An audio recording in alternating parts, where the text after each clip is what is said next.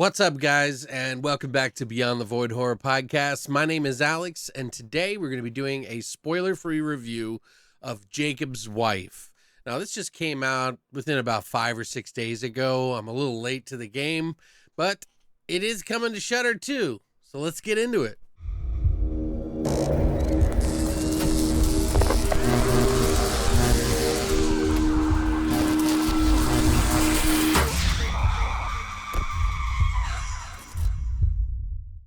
So Jacob's Wife just came out, and I've been waiting to see it. It's a sort of a horror comedy movie with Barbara Crampton, Larry Fessenden, who I love both of them. But this is something more than I think you usually see these guys in. This movie is directed by Travis Stevens, who wrote and directed The Girl on the Third Floor, as well as writing on this movie. We also get Kathy Charles helping write on this, who has worked on the Castle Freak remake. And we get Keith Steensland, who also worked on the movie The Special from last year. It was the movie about the sticking your dick in the box.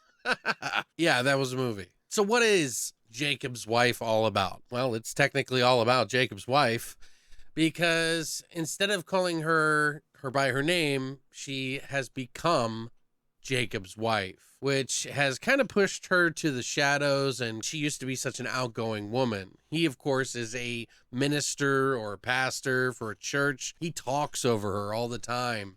He puts himself in situations where he thinks she can't handle it, and she's kind of lost touch with who she is until one day she bumps into the master, a vampire, and her whole life changes for the better. Only one problem: it might hurt their relationship.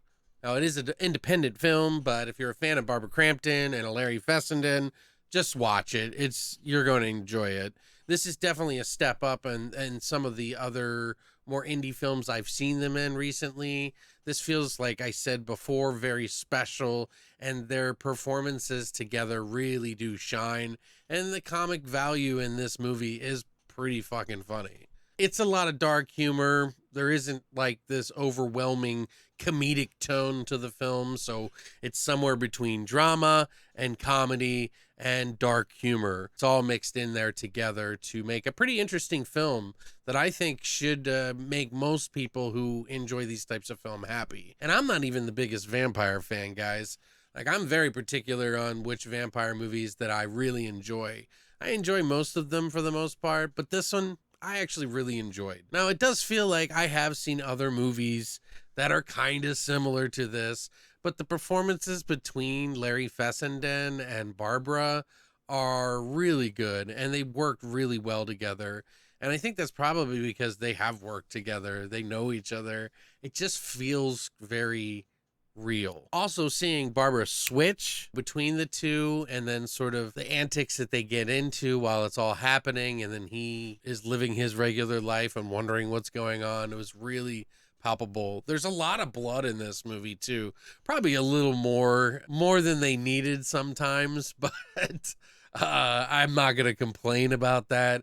It just was very abundant, and in some scenes felt like it was just a little over the top. But, the movie brings itself right back to normal into the drama parts fast, and the comedic parts are well timed and put in there.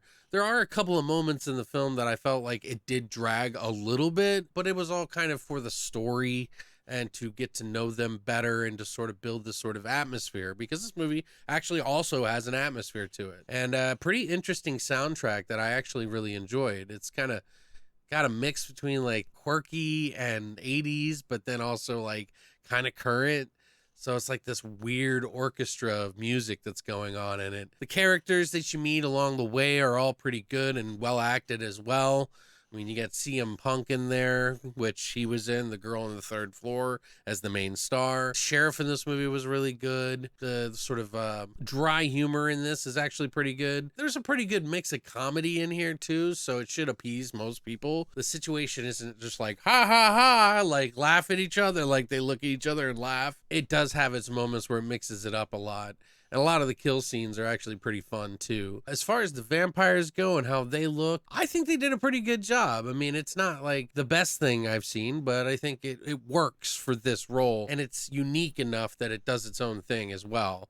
Although the master is kind of a throwback, but let's just say they've been in other horror movies, so you may recognize this person. There was some really good camera work, and some of the lighting was good. It's really weird seeing this side of Barbara Crampton in some ways, because like, it's not that she can't be funny, but it's just the way that she delivers it in this is really funny. She did a really good job. There was a lot of parts. I watched this by myself and I was laughing out loud, and that's always a good sign for me, because I feel like sometimes when you watch movies with other people, you want to laugh more anyway, you know, because it's just like, you know, you're having a good time with each other. But when you're sitting by yourself and you're laughing, there's not that urge or tendency. So I genuinely laughed. Now, there are other movies that have tackled sort of this style of movie, maybe not exactly the same, but very familiar. So it may feel familiar to some people or borrowed, but I don't know. I think it was just a good performance, and I think we all want to see Larry and Barbara do great at these.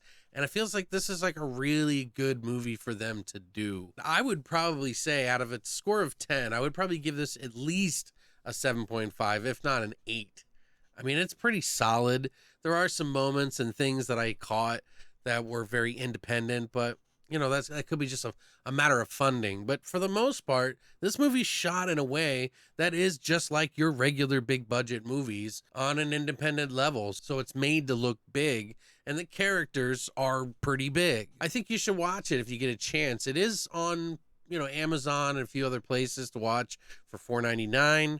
Eventually it is coming to Shudder, although I looked it up and I couldn't find when that's going to be. So it could be months, it could be at the end of the year, but they said the only thing I found was that it was going to be on Shudder at some point by this year. If you don't feel like waiting, I understand. Rent it up. Support the movie twice. Shudder always seems to have a ton of content on there anyway, so it seems like you get your value of your money no matter what. But what did you guys think? Did you enjoy Jacob's Wife? Did you think it was too kooky? Was it not your style of humor? Did you like the blood? Did you think there was too much blood? I would love to hear what you guys think in the comment section down below. But go ahead and leave a like and a subscribe if you enjoy this content. And as always, long live the void.